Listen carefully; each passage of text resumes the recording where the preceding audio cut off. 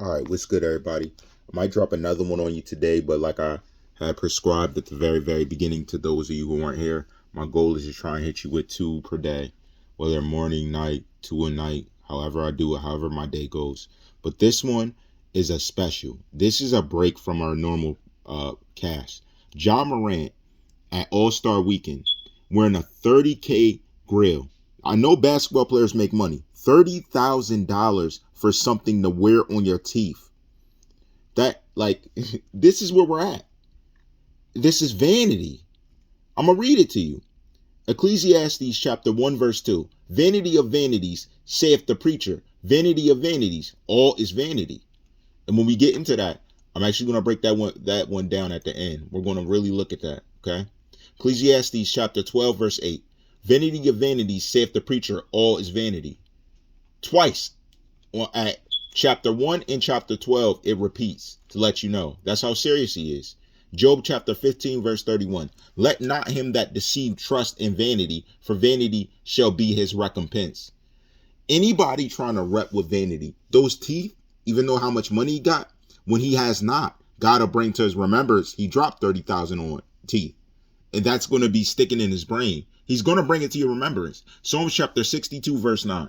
Surely men of low degree are vanity, and men of high degree are a lie. Did you catch that? That's fire. To be laid in the balance, they are altogether lighter than vanity. Yo, he's a savage, yo. This is written so well. Come on. Surely men of low degree are vanity. You're low. You're thinking of your things. You're lowly in mind. And men of high degree are a lie because they brag about what they had. They really don't really have it. Because if they really had it for real, they wouldn't have to brag. But the people who brag, don't you find out they're not who they say they are? Yo, God's the true savage. Stop playing with me. To be laid in the balance, they are altogether lighter than vanity. Come on now. How can you argue that? Ecclesiastes chapter 8 verse 14.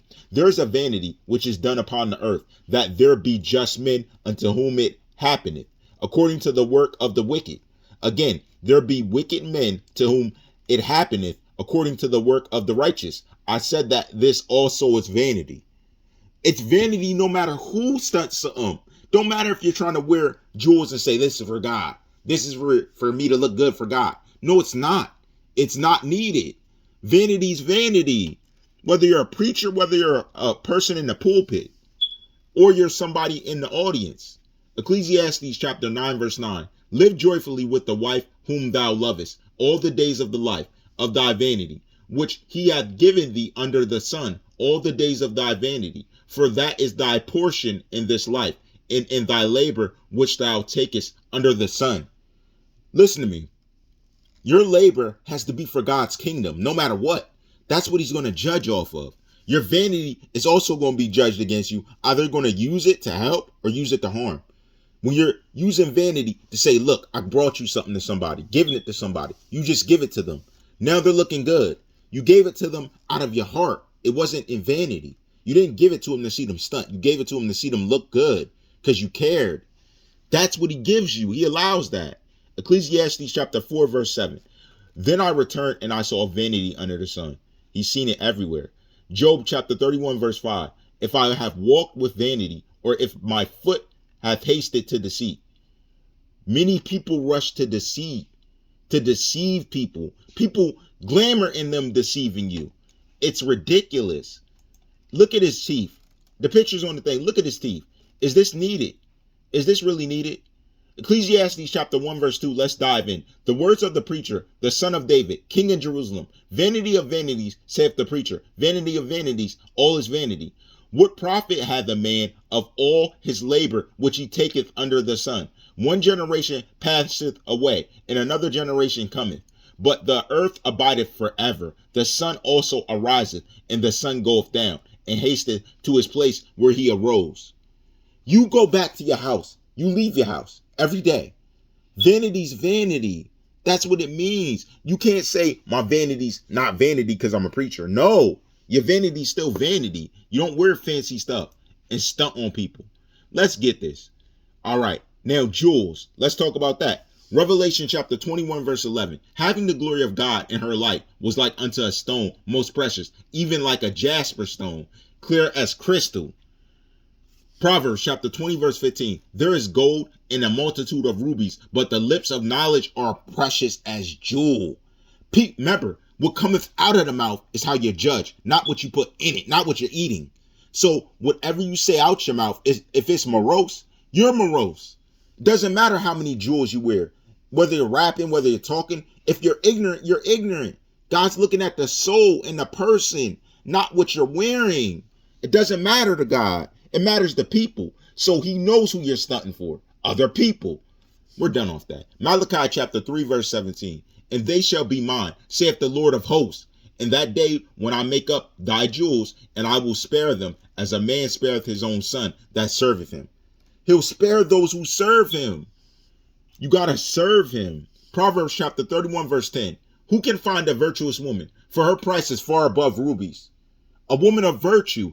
It's people that are virtue. It's not just women. It's all people that have virtue, that have character, that have personality, that doesn't usurp someone, that doesn't step on someone, that doesn't attack people, that doesn't try and be sneaky to people, that doesn't, genuine people. God respects genuine people. He sees you if you're fake. He knows it. You're not going to trick God when you're really fake. Come on, man. If people see it, God's going to see it. Isaiah chapter 62 verse 3. Thou shalt also be a crown of glory in the hand of the Lord, and a royal diadem in the hand of thy God. That means a royal stance, like you're meaningful to him. You're like a target for him to say you're it. He respects you. That's what I'm saying. People want to be respected by man, but then God not respect you. If God don't respect you, it's over. Okay? It's all over. 1 Timothy chapter 2 verse 9. In like manner also, that women adorn themselves in modest apparel, with shamefacedness and sobriety, not with broidered hair or gold or pearls or costly array. How many women want expensive hairdos, expensive hairstyles, want to be dressed in the best? Like how many women? That's every Instagram model. That's every model online. They're all sinning against their own soul, sending themselves to hell. They're going to say, oh, I didn't do nothing. I never stole. I never killed. But you're using vanity. They're all in vanity. Models online get paid off vanity. OnlyFans models get paid off vanity. And other sins that we're not even going to mention. That's another topic for another day. Come on, man. Are you kidding me? How is this not true? This is us. Exodus chapter 35 verse 22. And they came, both men and women, as many as were willing hearted, and brought bracelets and earrings and rings and tablets, all jewels of gold. And every man that offered an offering of gold unto the Lord. They gave it to the Lord. He wasn't looking at his teeth, shining with a 30K jewel thing, saying, look at me, Lord. They brought it to the Lord and gave it to him. That's when they had jewels and precious things. They weren't stunning it around, showing it off. You guys you gotta change. You got to. This is your eternal soul. This is your soul on the line. Legit. Directly. Actuality. The reality. Matthew chapter 10 verse 31. Fear ye not, therefore, ye are of more value than in many sparrows. So he sees you as more precious than anything. We're getting to these other verses. He sees you as more precious than anything. Somebody who loves you throughout all your faults, you turning your back on him. Ezekiel chapter 16 verse 11. I deck thee also with ornaments, and I put bracelets upon thy hands, and a chain on thy neck. And I put jewels on thy forehead, and earrings in thine ear, and a beautiful crown upon thine head. Thus wast thou decked with gold and silver, and thy raiment was of fine linen, and silk, embroidered work. Thou didst eat fine flour and honey and oil, and thou vast exceeded beautiful, and thou didst prosper into a kingdom. God will prosper you. He'll give you all your jewels and stuff. These guys buy it themselves, $30,000 just to shine your teeth. At All-Star Weekend, what does that mean? Making other people want to do that and put their finger in their mouth to shine their teeth? That's a sin. It's vanity. You want people to do vanity. Again, now John Morant trying to get people to sin. Remember I called out academics. Now it's John Morant trying to get people to stunt and sin and spend $30,000, which is a car worth, when some people don't even got a car. Zechariah chapter 9 verse 16. And the Lord their God shall save them in that day as the flock of his people. For they shall be as the stones of a crown lifted up as an ensign upon his land. For how great is his goodness, and how great is his beauty. Corn shall make the young men cheerful, and new wine the maids. He's going to give you the thoughts and what your heart desires when you're ready. You don't rush and take it. People like to steal their blessing. Wait on God. Trust in him. You guys are like stealing. Y'all find it okay, but God, he really looks down and he brings you the ultimate price. May not pay it now. You may not pay it tomorrow. May not be this year, but next year you're going to see. God is not mocked. Psalms chapter 103, verse 2. Bless the Lord, O my soul, and forget not all his benefits. 3. Who forgiveth all thine iniquities, who healeth all thy diseases. He can do anything. Just trust in him. He's not going to do it when you want right away, but trust. Your trust is going to bring results. I'm telling you, yo, trust. You got to trust in him. 100% faith. Isaiah chapter 54, okay? 11. O thou afflicted, tossed with tempest, and not comforted. Behold, I will lay thy stones with fair colors, and lay thy foundations with sapphires. And I will make thy windows of agates, and thy gates of carbuncles, and all thy borders of pleasant stones. And all thy children shall be taught of the Lord, and great shall be the peace of thy children. In righteousness shalt thou be established. Thou shalt be far from oppression, for thou shalt not fear, and from terror, for it shall not come near thee.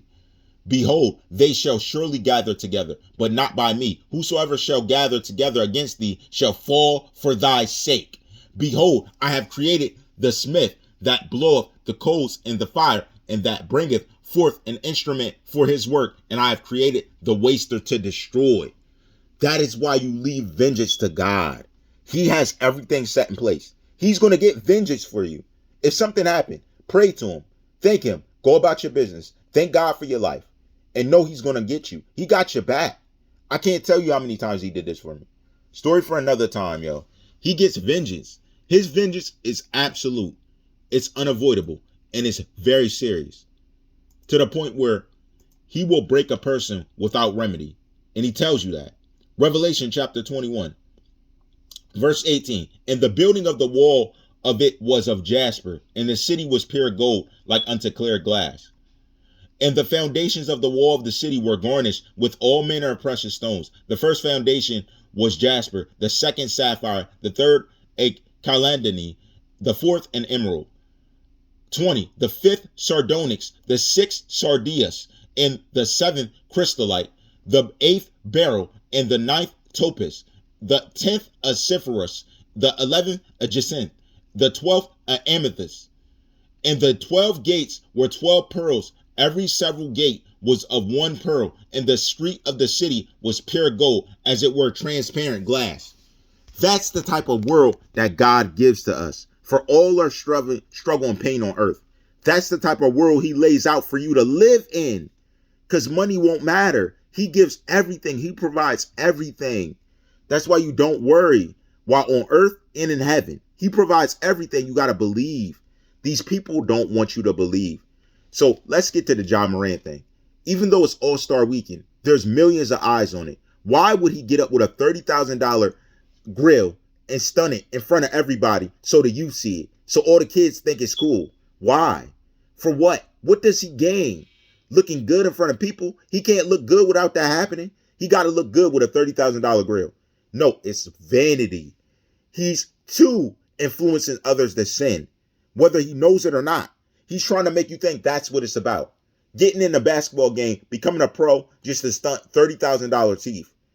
And then let's say he loses career tomorrow. Then what?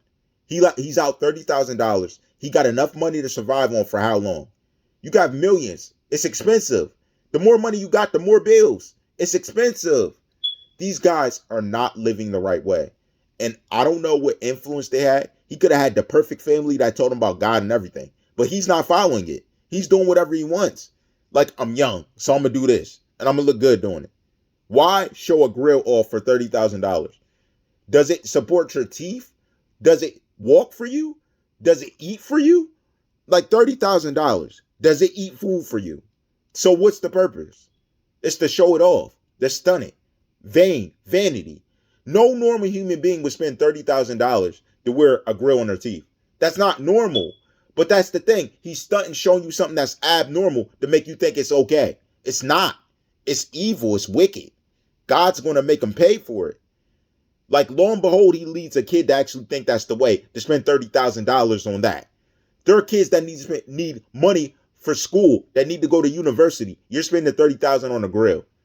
You have the worst mindset, sir. You got help that you need, and spiritual help. Period. All rights reserved.